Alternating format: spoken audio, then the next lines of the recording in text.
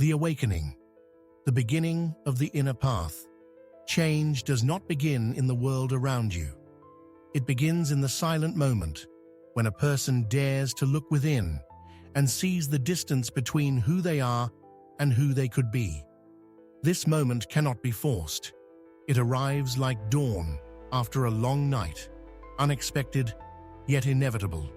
The Stoics taught that nothing happens before its proper time. Epictetus once said, "We cannot choose our external circumstances, but we can always choose how we respond to them." That simple truth is the first gate to freedom. Most people search for transformation in the outer layers of life. A new place, a new name, a different appearance, a different crowd. But as long as the inner nature remains the same, the past will find its way back. The old self waits patiently beneath every disguise. Real change begins when a person stops fleeing and starts observing. When they stand still in the chaos of life and ask, "Who am I?" when nothing distracts me. This question burns through illusions. It strips away the borrowed words and borrowed dreams, leaving only the essence, fragile, naked, yet uncorrupted. Seneca wrote, "No man is more unhappy than he who never faces adversity, for he is not permitted to prove himself.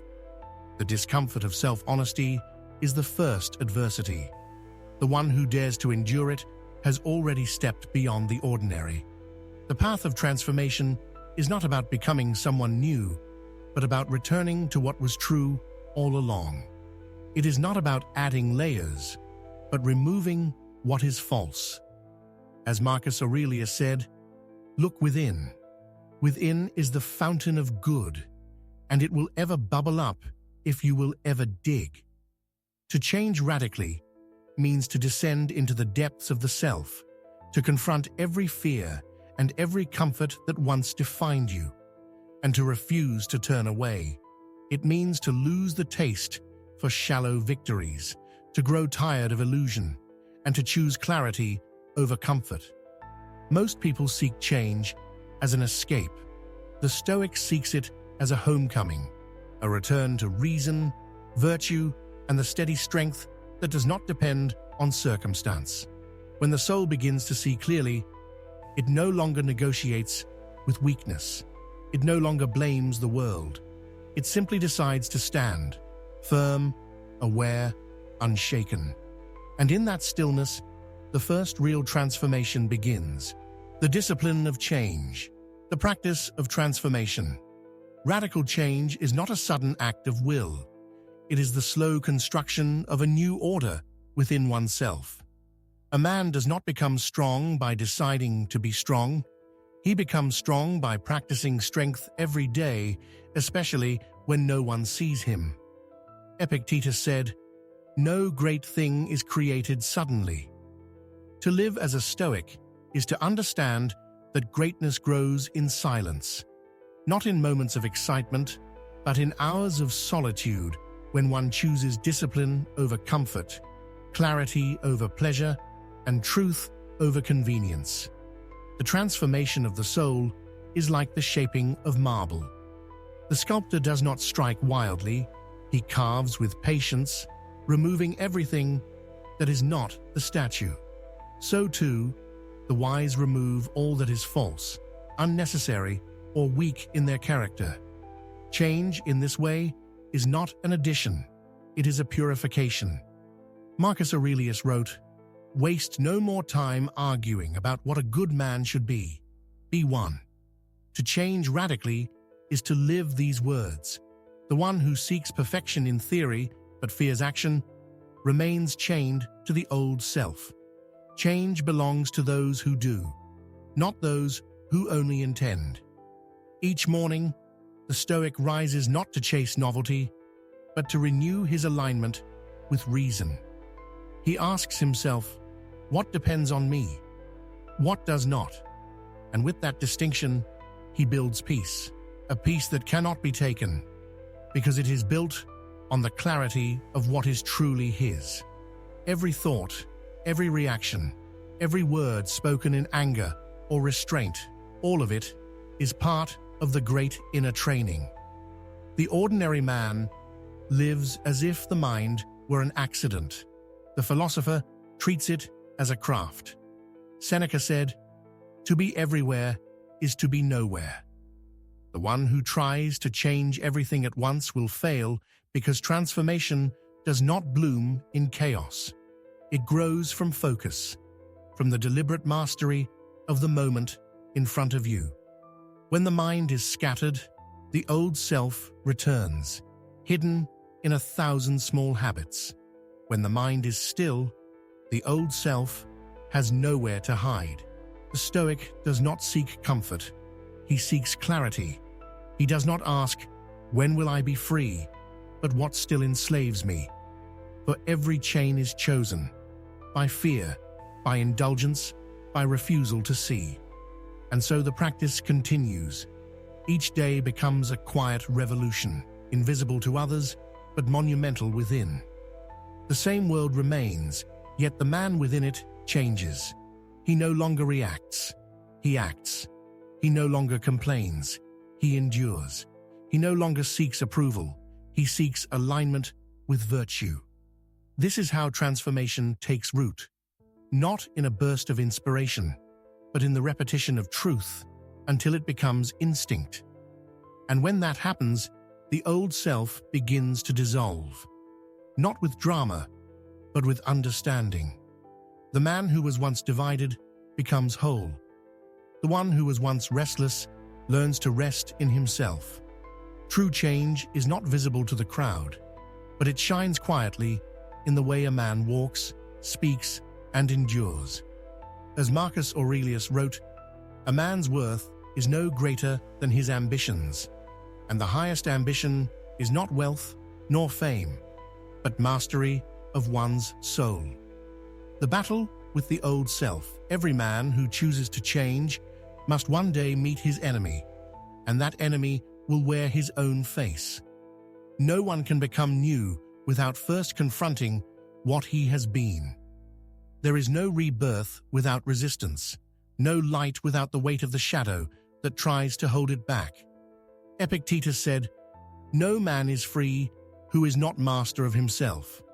That mastery is not given. It is taken, moment by moment, in the quiet struggle between what you want to be and what you still are. The old self does not surrender easily. It returns in familiar voices: comfort, pride, fear, distraction. It whispers, "You've done enough," when discipline demands one more step. It tempts, "This time will not matter," when every time matters. It begs, "Tomorrow," when wisdom knows there is only today. This battle is silent and invisible, but it is the most sacred of all wars. The Stoics did not fight against men, but against the impulses that enslave men. Marcus Aurelius reminded himself, "You have power over your mind, not outside events. Realize this, and you will find strength." To win this war is not to destroy oneself, but to choose, again and again, which part of oneself deserves to rule. The body will tire. The mind will doubt. The world will test you with insults, desires, and delays. But if your aim is virtue, these are not obstacles. They are training grounds. Each hardship is an invitation to return to your higher self. Each temptation is a reminder of what you no longer wish to be. Seneca wrote, "Difficulties strengthen the mind, as labor does the body. The man who flees difficulty flees his own growth. The one who welcomes it grows unbreakable." The battle with the old self is not fought once. It repeats daily, hourly, quietly. In every decision, the old self waits to reclaim its throne. It waits for you to forget who you decided to become. And yet this repetition is not defeat. It is the discipline of the eternal beginner, the man who chooses again and again to rise when he falls. He understands that the war is not to erase imperfection, but to remain conscious within it. True strength is not the absence of struggle, it is the refusal to surrender. The Stoic does not seek to silence his emotions, but to govern them with reason. He feels anger, but does not obey it. He feels fear, but does not kneel to it.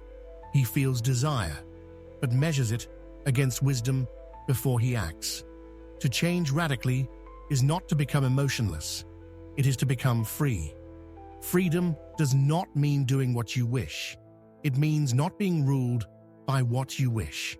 When the storm of the old self rises, the Stoic stands unmoved. He lets the winds of temptation pass through him, as the mountain lets the storm pass over its peak. He does not ask the storm to end. He simply endures until it has no more power.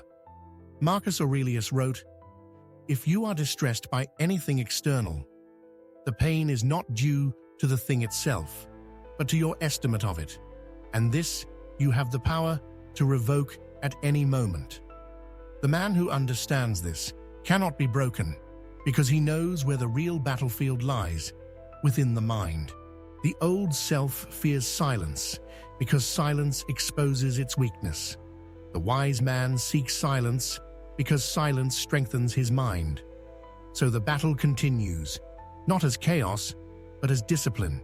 And through that discipline, the old self begins to lose its hold. Its voice grows faint, its temptations lose color, and the man who once lived as a prisoner now stands as a guardian of his own soul. He learns that victory is not loud. It is quiet, patient, and steady. It is the peace that comes when the self no longer resists what is true. The birth of the new self. Every transformation has a moment when the effort ceases to feel like a fight and begins to feel like breathing. After long struggle, the mind stops dividing itself. What was once 1,000 conflicting voices becomes a single tone of clarity. The storm quiets, and the man discovers that peace was never outside of him. It waited beneath the noise all along. Epictetus said, "No man is free unless he is master of himself." Mastery does not appear suddenly.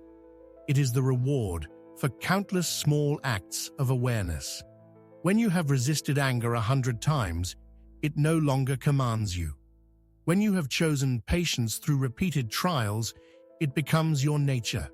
Habit, once a prison, becomes the instrument of liberation. The new self is not decorated with pride. It is simple, almost invisible. The truly changed man does not need to announce himself. His calm speaks louder than his words. His strength is quiet, his kindness deliberate. He is not untouched by the world, but the world can no longer take from him what he has built within. Seneca wrote, "The greatest empire is to be master of oneself. This empire has no borders and no subjects. Its laws are reason and virtue. Its victory is peace. The man who rules it governs only his own mind, yet through that mastery, he influences all who cross his path." The birth of the new self is like light returning after a long eclipse. The same landscape remains, yet it is seen differently. The ordinary becomes sacred because it is perceived through understanding. A cup of water, a quiet walk, the sound of the wind, each moment becomes a reminder of how little is needed for a full life. Marcus Aurelius advised, "Dwell on the beauty of life. Watch the stars and see yourself running with them." The awakened soul begins to live in this way, attentive, grateful, and vast inside. He sees that joy is not a gift to be given. It is the natural state of a mind at peace with itself. The new self no longer seeks validation. Praise and blame weigh the same, because they touch only the surface. The inner world moves by a different measure, by integrity. Each action is examined not for reward, but for alignment with virtue. The man who once asked, "What do I gain?" now asks, what is right. Freedom becomes gentleness. Power becomes service. Knowledge becomes compassion. The philosopher discovers that to live rightly is not to dominate others, but to be useful, to leave the world a little clearer than he found it. He walks through noise and remains silent, through temptation and remains clean, through sorrow and remains kind. This is not coldness. It is understanding that all things pass and that the only lasting good is character. The new self is not a goal reached, but a way lived. Each dawn renews the vow to act according to reason. Each night brings the calm review of deeds. Where he failed, he learns. Where he succeeded, he gives thanks. Life becomes a continuous dialogue between effort and insight. And in this rhythm, transformation completes itself, not as an ending, but as a beginning without end, living as the new self forever. At last, change ceases to be an event and becomes a condition of being. The man who has endured the inner storm does not return to the world as he was. He walks through the same streets, speaks to the same people, faces the same fate, yet everything is transformed because he has changed the one thing that determines all things: his mind. Marcus Aurelius wrote, "You have power over your mind, not outside events. Realize this, and you will find strength." This realization is not an idea to be memorized. It is a way of seeing that alters the shape of existence itself.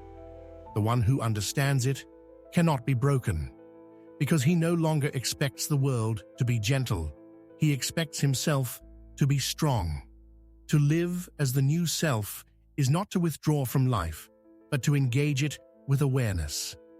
The Stoic does not hide from the world's imperfections. He stands within them, uncorrupted. He moves with the rhythm of what happens, not as a victim of fate, but as its conscious partner. He accepts, and through acceptance, transforms necessity into freedom. Seneca said, "Fate leads the willing and drags the unwilling." The new self is led, not dragged. He understands that resistance to what is wastes the energy that could perfect what can be. He does not curse the rain, he learns to walk beneath it. He does not fear loss, he prepares his heart to love without possession. He does not chase approval, he builds peace within his own conscience.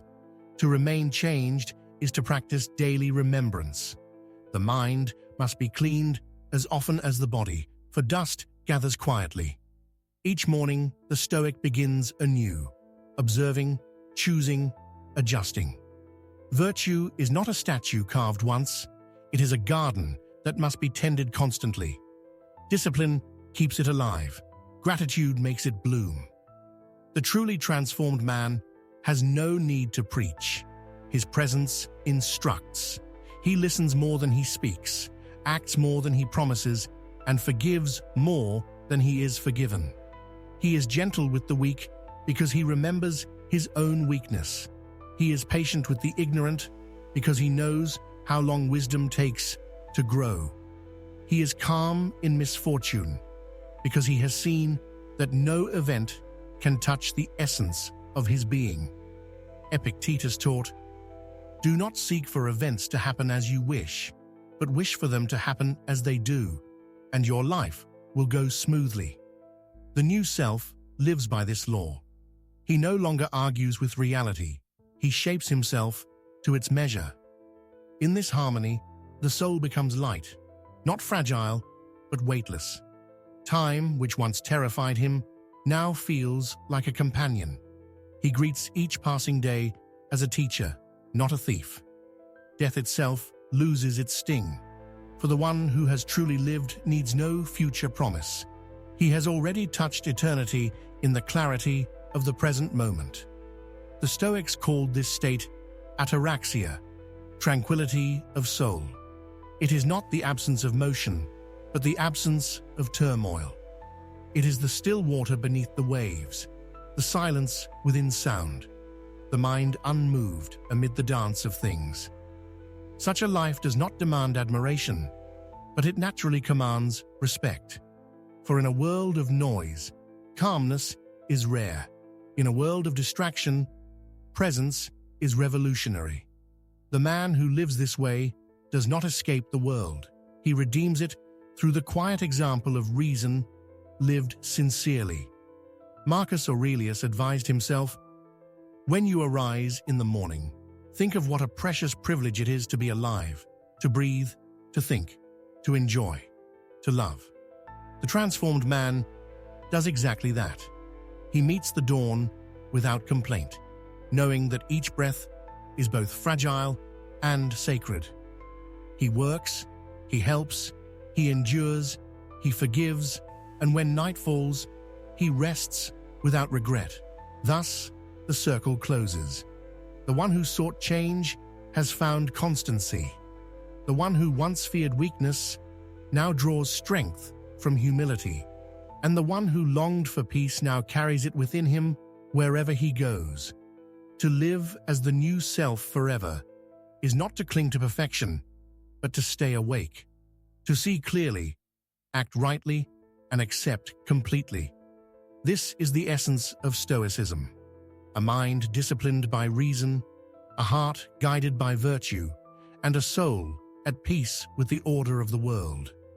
When such a person walks among us, he does not appear extraordinary.